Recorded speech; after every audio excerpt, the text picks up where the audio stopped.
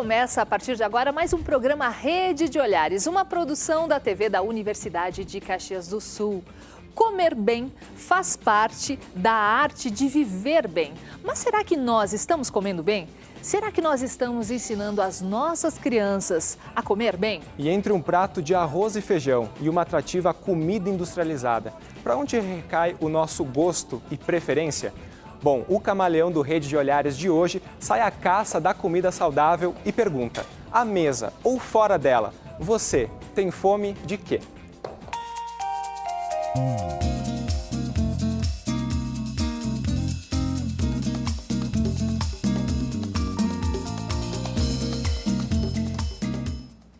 E para falar sobre esse assunto, a gente recebe aqui no estúdio a Juliana, que é nutricionista, o professor Mauro, da Escola de Gastronomia aqui da Universidade, bem-vindo, e também a Rosita Esteves, professora de Psicologia da Universidade de Caxias do Sul. São todos muito bem-vindos. Também vamos bater um papo, Vivi, com alunos, pais e professores da Escola Municipal Caldas Júnior, aqui de Caxias do Sul, na Serra Gaúcha. Muito bom. E quem vai fazer parte aqui dessa atração, vai mostrar um monte de coisa bacana para nós, saudáveis, comidas saudáveis e gostosas, é a Márcia Gobato, chefe de cozinha. Tudo bom, Márcia? Tudo bom. A gente vai ensinar o pessoal aí a incrementar os pratos, seja para adulto, para criança, porque todo mundo come um pouco com os olhos também, né? Bastante. Primeiro a gente come com os olhos, depois é que a gente vai ver realmente o que tem no prato, né? Márcia, qual é o primeiro prato que você vai montar pra gente aqui? Eu vou começar montando, mais até para criança, é um jardim. Que daí tudo vem da terra e aí a gente consegue colocar bastante elementos aqui dentro.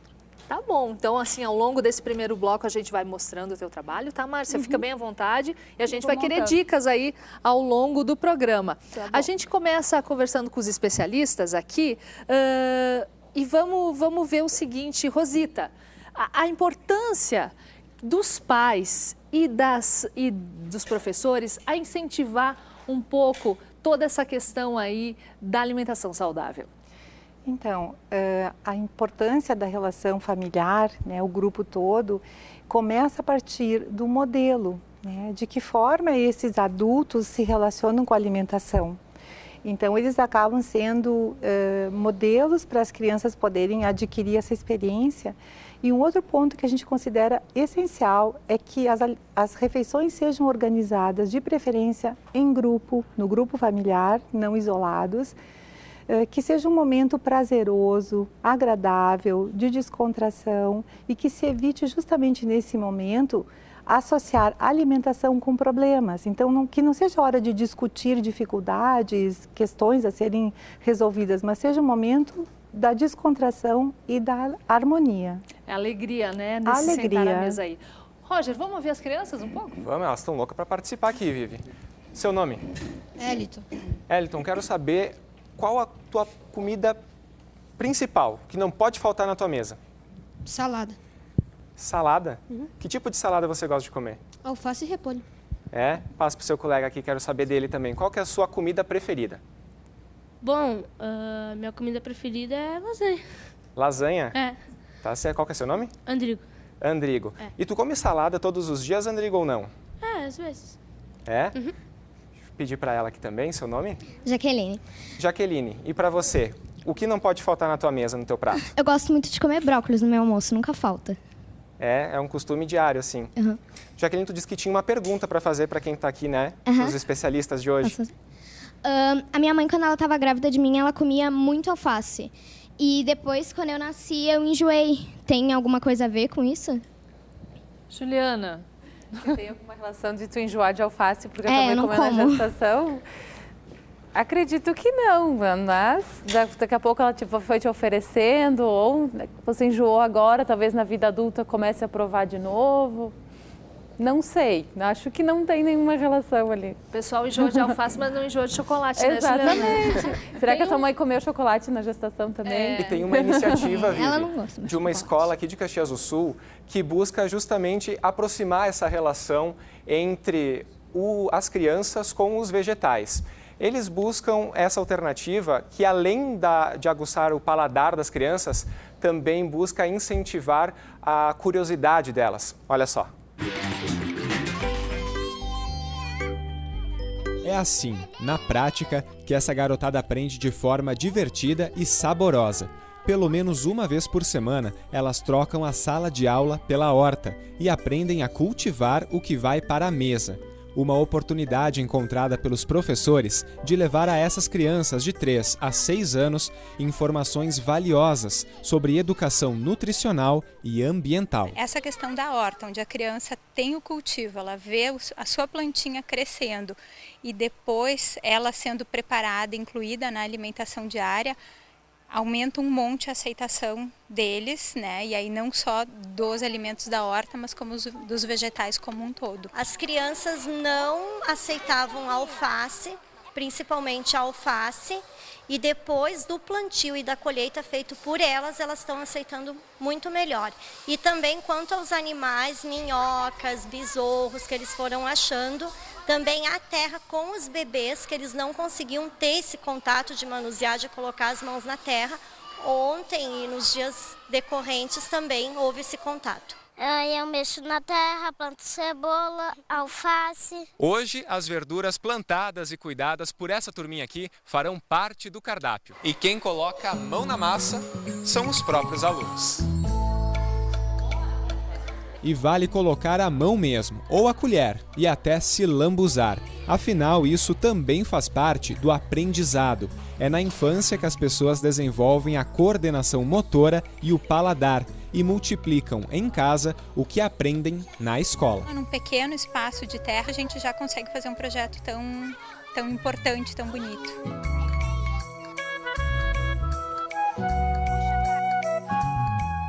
Tá aí, que iniciativa bacana, né, professor Mauro? É interessante já estimular as crianças desde o plantio até, de repente, fazer esse sanduíche aí super colorido e saudável, né? Muito importante, ainda mais hoje, onde existem muitos supermercados, mercados, lojas que proporcionam para nós alimentos e distanciam a gente do que é a terra. Antigamente todo mundo tinha horta ou tinha uma criação de pequenos animais no pequeno quintal. Hoje não existe mais isso. Todo mundo está voltando, né? Chegamos num precipício, ou a gente volta ou a gente se joga. Então a gente decidiu voltar. Esse é um jeito muito bom de voltar ao contato com a terra, com a natura, com tudo que existe e que hoje a gente não sabe nem qual é a origem, né, realmente. Então, por que não começar com eles, que são o futuro, né, da nossa, são o nosso futuro, o futuro deles está na nossa mão hoje e nós temos que ensinar isso. É muito importante ter esse contato. Eu acredito que essa iniciativa seja um exemplo para muitas outras escolas. Tu tem uma pergunta para fazer, né, Valdirene, sobre justamente essa questão de alimentação, de não se alimentar adequadamente, né? Eu tenho 2 filhas que estudam no Caldas Júnior e não tem maneira alguma de fazer elas comer fruta ou verdura. Nenhum tipo. Não é assim, eu já experimentei e não gostei. Elas nunca colocaram na boca, a não ser quando bebê, que eu dava banana amassada, sopinha de legumes, e agora elas não têm jeito nenhum. É bem normal até 1 ano de idade a gente conseguir oferecer todos os alimentos para o bebê. Eles estão numa velocidade de crescimento bem alta, né? Depois disso eles começam a ficar mais seletivos mesmo. A melhor maneira de eles aceitarem experimentar, porque realmente é assim, né? Não provaram e não gostam, né?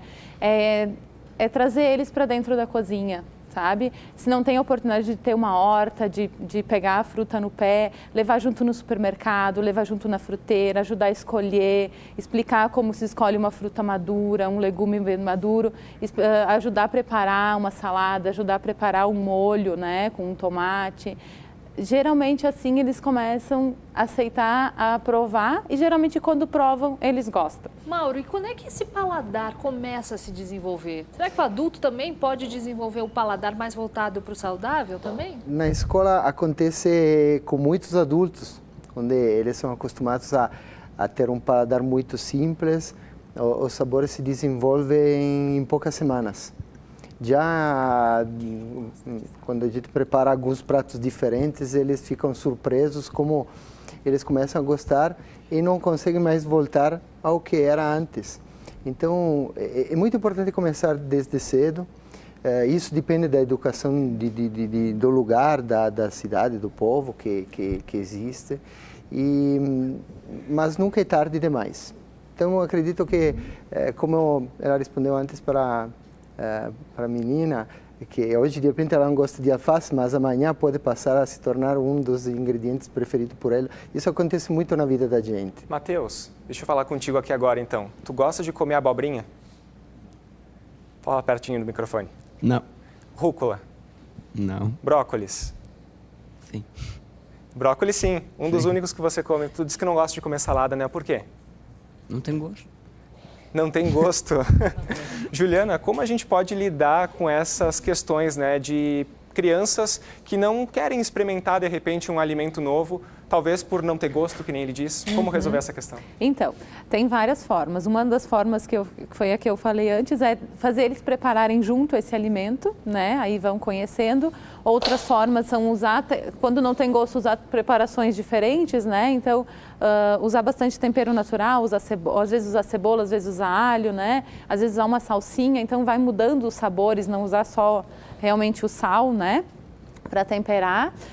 E às vezes colocar, como a nossa colega falou, a gente come com os olhos primeiro, né? Então fazer um prato atrativo para essa criança comer com o olhar, para depois ter essa vontade de experimentar. Vamos ver o que a Márcia está fazendo aqui para a gente. Ela trouxe um monte de brinquedos, de forminhas, cortadores, né, Márcia? É um jeito, quando a gente não é muito habilidosa, eu não sou muito habilidosa para ficar fazendo recortes, então as forminhas, os moldezinhos acabam ajudando bastante nisso, tá? Muitas vezes até para a gente fazer, é bom, bota um brinquedinho junto já, parece que o dinossauro que está comendo o brócolis, então já dá uma brincadeirinha com o prato, já dá um colorido, né? E aqui é um prato bem colorido, a nutricionista até pode ver, que é bem balanceado, tem carboidrato, tem proteína, tem os legumes. Arroz integral, ricota. Arroz integral, ricota. O brócolis que é o preferido da gurizada aí, né? É que no final eles acabam, quando eles são pequenininhos, eles acabam identificando o brócolis como árvorezinha, e tu consegue, o brócolis e couve-flor, eles acabam sendo mais aceitos. Aí o que a gente pode fazer é colocar também um pouquinho, tipo uma sementinha, uma chia, alguma coisinha assim que fica bonitinho, e eles acabam comendo juntos sem reclamar, porque muitas vezes auxilia também ter mais fibras para a criança, né? Então fica um prato mais nutritivo. E aos poucos vai mudando esse paladar, né? Aos poucos vai aceitando novos... Nós vamos ter mais dicas depois também, né, Márcia? Vamos. A gente vai fazer um brevíssimo intervalo, mas o Rede de Olhares volta daqui a pouquinho. Fique com a gente.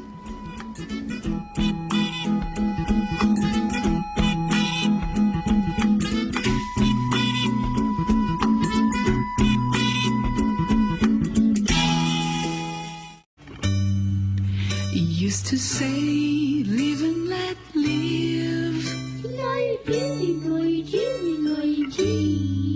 But if this ever-changing world in which we live in makes you give in and cry.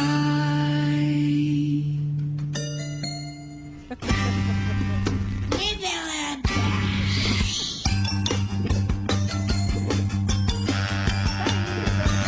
Programa Rede de Olhares. Hoje a gente está falando sobre alimentação saudável. Até porque, Roger, a gente sabe que a questão da obesidade infantil é um problema aí no país e também no mundo, né? As notícias que a gente tem, né, Vivi, de que cerca de 1/3 das crianças brasileiras são consideradas acima do peso e 15% delas já são consideradas obesas. E a gente conversou, então, com a Ekaterine, do projeto Criança e Consumo do Instituto Alana, que explica um pouco para a gente sobre a relação da publicidade com a escolha dos alimentos. Esses produtos alimentícios, eles são caracterizados pelo excesso de sódio, excesso de gorduras, excesso de açúcar, tem baixo valor nutricional muitas vezes e são muito promocionados para as crianças. E aí as estratégias para as crianças são inúmeras, desde utilização de personagens do universo infantil, então a associação daquele produto, daquele biscoito recheado, daquela bebida com algum personagem conhecido que faça algum desenho animado, por exemplo, oferta de brindes associados a esses alimentos. A criança ela não vive só com a família, ela não vive isolada de um mundo. Então, para entender esse impacto da publicidade desses produtos alimentícios na saúde das crianças, é preciso entender, primeiro, o ambiente obesogênico em que a população se encontra. Essa associação entre açúcar e gordura, né, sempre tão comentada, existe essa associação no paladar desde muito cedo, e isso vai crescendo com a criança, cada vez mais pedindo aquele tipo de produto em detrimento de outros. O mercado precisa estar atento, consciente e respeitar as leis do país de não fazer a publicidade de qualquer tipo de produto alimentício voltado para as crianças, para não estimular esse consumo excessivo e habitual de produtos considerados não saudáveis desde a primeira infância. Estimular uma criança a consumir alimentos e bebidas não saudáveis é um crime. Aí, tudo tem uma relação, então, né? As embalagens também com o consumo. Eu quero saber dessas pessoas que estão aqui hoje, seu nome? Ana Carolina. Ana Carolina, quero saber, quando você vai no mercado, qual a primeira prateleira que você procura para pegar o quê? De doces. Por quê? Aí eu gosto de comer bastante doce. Bastante? Todos os dias? Sim. E a tua mãe, deixa você botar tudo que você quer no carrinho? Não. O que ela diz para ti? Ela dá um limite para mim. O que eu posso comer e o que eu não posso por dia. Deixa eu ver com a sua colega, então, se ela também faz isso. Tudo bem, seu nome? Paola. Paola, quero saber de ti. Eu também. Primeira coisa que você busca no mercado quando você entra? Os doces também. Mas a minha mãe não deixa eu pegar tudo que eu quero. Ela também me dá um limite do que eu tenho que pegar, o certo. E obedece? Obedeço. Então tá. Você? Eu sou a Emanuele e eu geralmente vou nas frutas, porque eu não como muito doce, não gosto. Gosta mais de frutas? Isso. Tá certo, Emanuele. A gente tem uma mãe também aqui que quer fazer uma pergunta, né? Tudo bem, seu nome? Meu nome é Liliene. Liliene? Pode perguntar. Eu sou mãe da Emanuele, que não gosta muito de doces mesmo. Mas eu quero falar com a psicóloga e com a nutricionista também.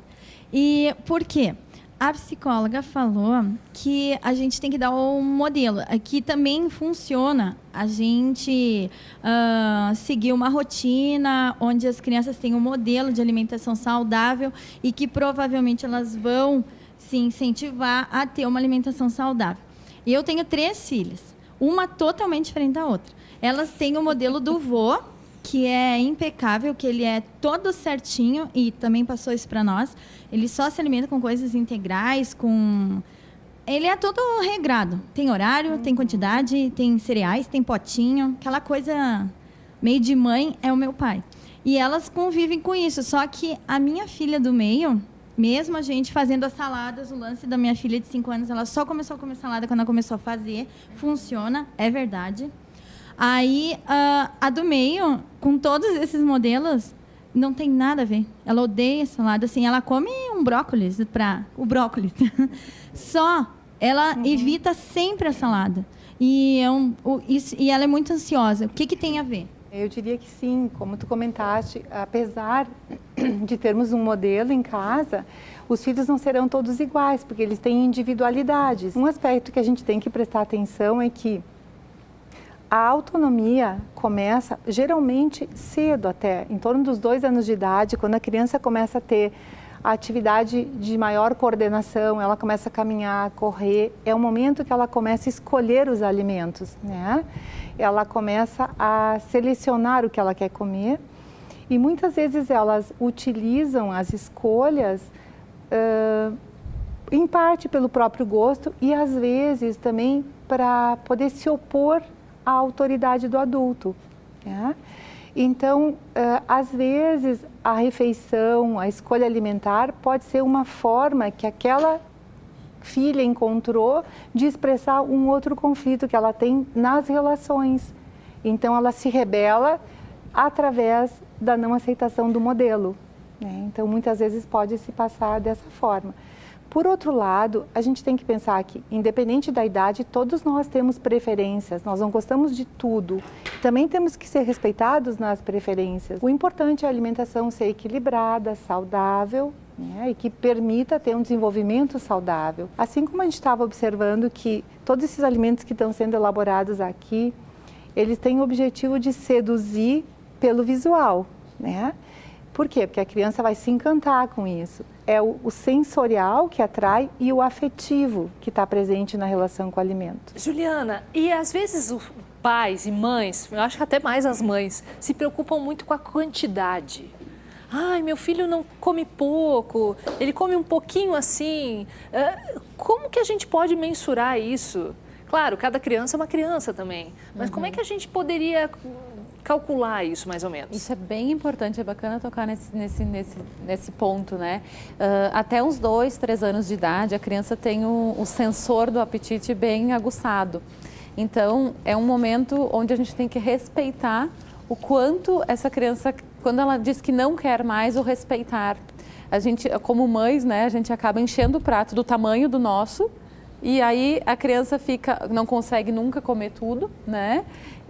E aí ela fica frustrada, às vezes, por não conseguir comer tudo, não agradar os pais, ou às vezes ela come tudo, acaba interferindo nesse sensor do apetite e acaba aumentando essa ingestão calórica desnecessariamente. Né? Com o tempo, conforme a gente vai crescendo, a gente vai perdendo essa sensibilidade ao apetite, mas é bacana estimular desde o início e mostrar para a criança desde a pequenininha, olha, você já comeu seu prato, tá bom assim, parabéns, comeu tudo, sabe? A questão do prato menor para a criança, não do mesmo tamanho dos pais, é extremamente importante também, para ela ter a sensação de ter comido tudo, né? E também não ser forçada a comer mais e acabar ingerindo mais do que precisa. Mauro, e a gente fala da comida, mas tem toda a questão afetiva, do aroma, do sabor, das lembranças que a gente pode ter ao sentir um cheirinho diferente, da comida da mãe, da comida da avó também, né? Pois é, isso é muito importante, por isso que estava falando de cultura antes. Na cultura italiana tem todo esse afeto dentro da comida em relação com a família, então todo mundo sempre lembra de alguma de um prato como a lasanha, por exemplo, que é um prato do domingo, o gnocchi ou algumas outras especialidades que pode até ser um doce e que a avó ou a mãe prepara e deixa essa lembrança para nós para toda a vida. Então é muito importante se participar na horta ou em algumas outras atividades criativas do prato, mas na preparação é muito importante também. Eu me lembro quando a gente raspava a panela, né? Até ser uma polenta ou um doce. E isso faz parte de uma educação que nos cria. Então, o imaginário psicológico que fica envolvido deixa a gente mais pronta para receber novos ingredientes, novas preparações, até aquele verdinho que normalmente pode incomodar algumas crianças. Eu tô com uma dúvida aqui, Vivi. Deixa eu pedir para eles aqui. Qual é o seu nome? Michele. Michele, tá com fome? Pergunta bem difícil. Mais ou menos.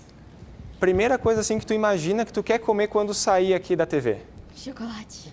Chocolate. E você? Seu nome? Antônio. Antônio. Primeira coisa assim que tu tem vontade de comer quando sair daqui? Acho que uma massa folhada. Muito bem. Vou falar com o pessoal aqui de trás também. Fernanda, conta uma coisa. Em casa, como é que tu lida assim com a tua mãe, com o teu pai, com essa questão de quantidades assim? Eles cuidam isso? O quanto tu come de doce, o quanto tu come de salada? Como é que é na tua casa? Cuidam sim. A minha mãe, ela deixa eu comer doce, porque eu gosto muito, mas ela também, implica um pouquinho. Rosita, só para a gente finalizar a conversa, que já está dando fome em todo mundo aqui, vale a pena dizer para o filho, come tudo que eu vou te dar aquele chocolate depois, essa chantagem, essa negociação? Isso é muito arriscado, a gente não recomenda. Recomenda que a relação com o alimento seja feita na harmonia. E a persuasão, no sentido da chantagem, né, da premiação, até aquela brincadeira do aviãozinho, elas não são recomendadas, não. A relação com o alimento deve ser de prazer, né? E que a mãe não fique angustiada, ansiosa, porque a criança não quer comer. Porque a criança não querendo comer é como se os pais entendessem, agora ela é quem decide o que come, né? Não, negocia, apresenta uma vez, não quis, espera um tempo, apresenta de novo, vai conquistando pelo caminho real, pelo caminho do que é o alimento e da sua importância. De um jeito mais tranquilo. Gente, muito obrigada. A gente vai fazer o seguinte, Roger, não vai dar tempo, a gente vai dar a receita da pipoca, que a Márcia trouxe para nós no nosso site, pode ser? Isso, até porque o programa está chegando ao fim, né, Vivi? Mas quem quiser conferir mais informações aqui da UX TV, pode acessar uxtv.com.br, que com certeza vai estar essa receita e muitas outras informações lá também, Vivi. Muito bom, a gente vai terminar o programa de hoje. Crianças, vamos provar o que tem aqui? Vamos degustar um pouco? Pode ser? Os adultos também, tá? E a gente encerra desse jeito o Rede de Olhares de hoje. Até mais. Pode ser? Pode ser?